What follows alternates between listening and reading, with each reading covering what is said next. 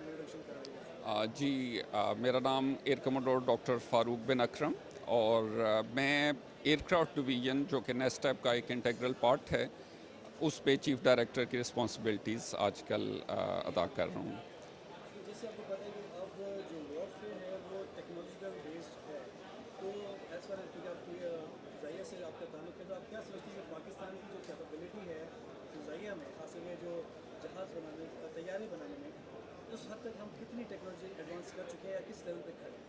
जी देखें, Pakistan self indigenisation aircraft design and development में it is far ahead than very contemporary air forces. Pakistan माशाल्लाह it is the only aircraft जिन्होंने अपना aircraft बना भी रहे हैं, माशाल्लाह pride of the nation JF-17 aircraft.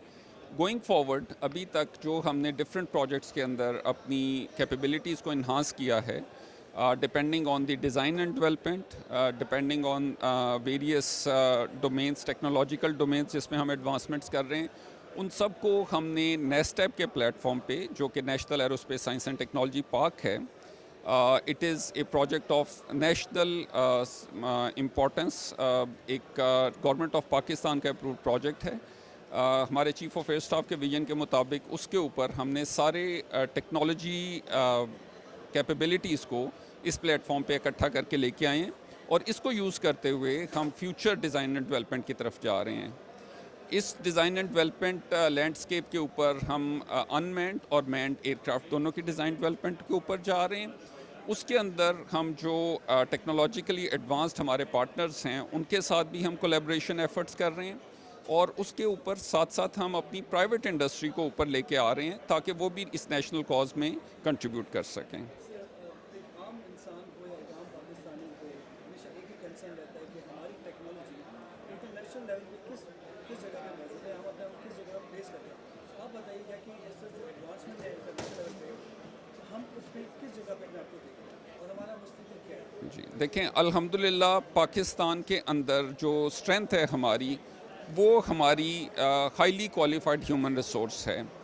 इस वक्त अगर आप कंटेम्प्रेरी जो टेक्नोलॉजी से भी कंट्रीज़ को भी देखें, उसके लिहाज से भी we have a good chunk of qualified young professionals जिन्हें थोड़ी सी ट्रेनिंग के साथ बहुत अच्छे तरीके से हम यूटिलाइज़ कर सकते हैं हम अपने एडवांस डिज़ाइन एंड डेवलपमेंट में।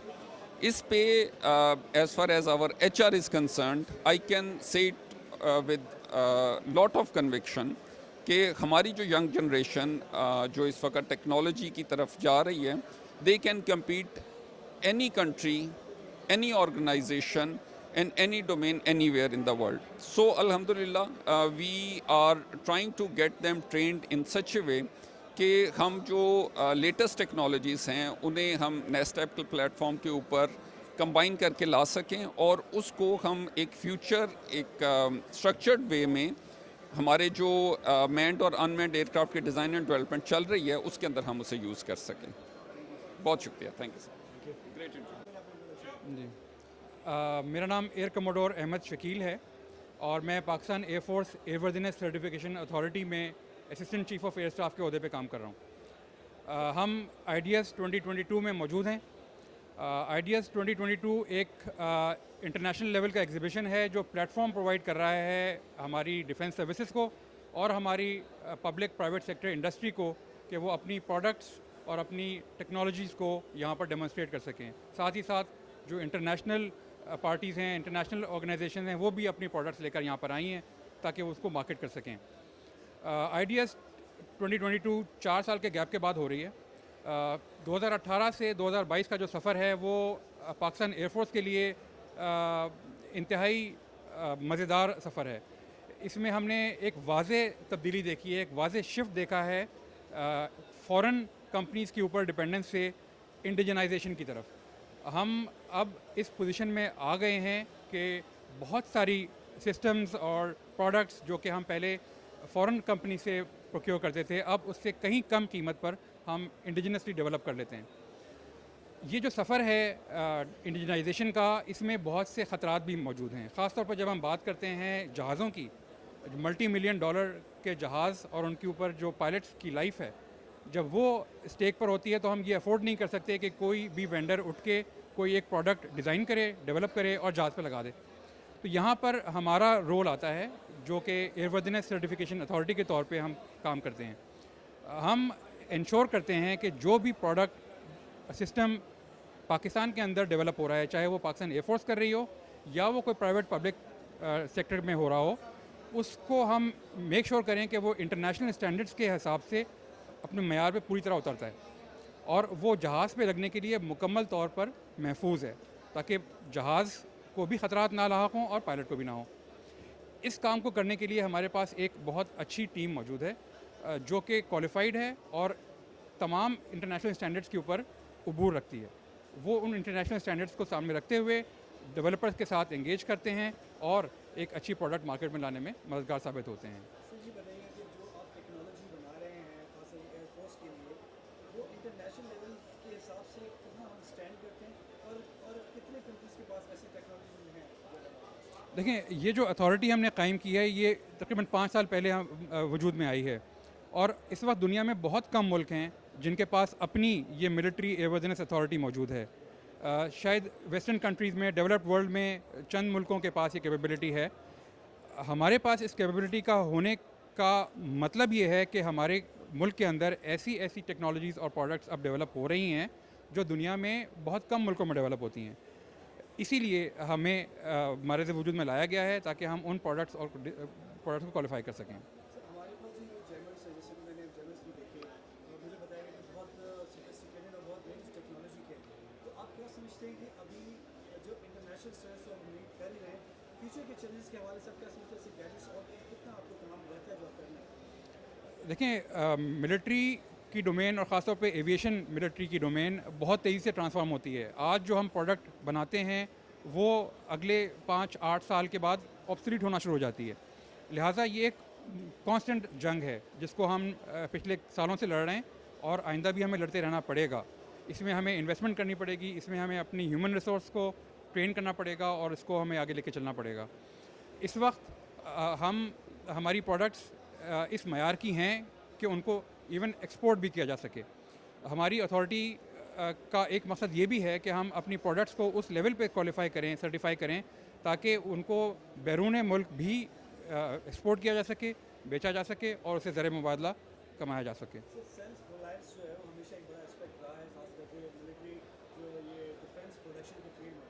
आप क्या समझते हैं कि अब तो इस नुमाइश में भी हमने देखा कि काफ़ी टेक्नोलॉजी हम खुद बना रहे हैं, आप इस स्पेस से क्या समझते हैं कि हम इंटरनेशनल लेवल पे अपने आप को कहाँ देखते हैं प्रोडक्शन के हिसाब से?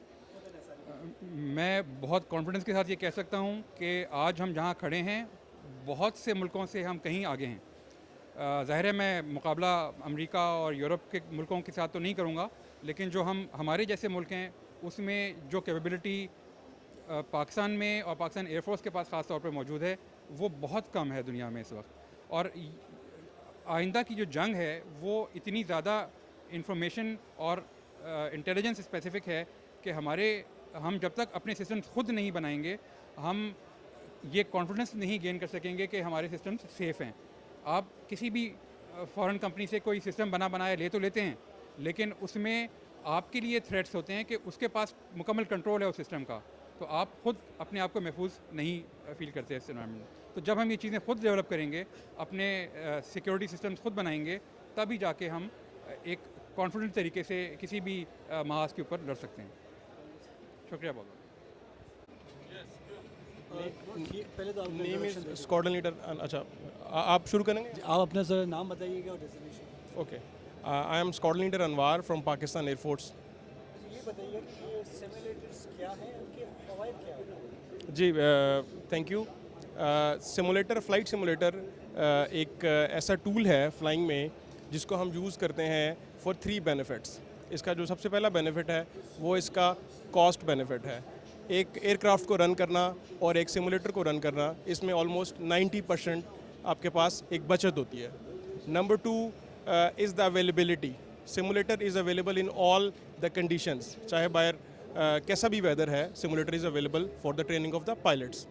And number 3 is there is no life risk available in this. A pilot can practice any kind of emergency and there is no life risk available in those emergencies. अभी जो हम सिमुलेटर जो देख रहे हैं और जो कि एनएस टाइप में बनाया है, जी जी। आप मुझे बताइएगा कि किस हद तक बेनिफिशियल है और टेक्नोलॉजी जो है वो किस हद तक सुपीरियर है। ओके अभी हम जिस सिमुलेटर में बैठे हैं इसका मैं आपको एक बेसिक इंट्रोडक्शन दे देता हूँ। This is KE-03 aircraft of Pakistan air force. हमने इसका जो सिमुलेटर है ये हमने इंडिजीनियस डेवलप किया है। इसमें जो सबसे पॉजिटिव प्रोमिनेंट और फ़ख्र की बात है वो ये है कि ये पाकिस्तान एयरफोर्स की अपनी इंडिजीनियस डेवलपमेंट है। इसमें अगर आपका कैमरामैन आपको दिखा सकें तो जो कॉकपिट है, जो इसके सॉफ्टवेयर्स हैं, जो every module is developed by us.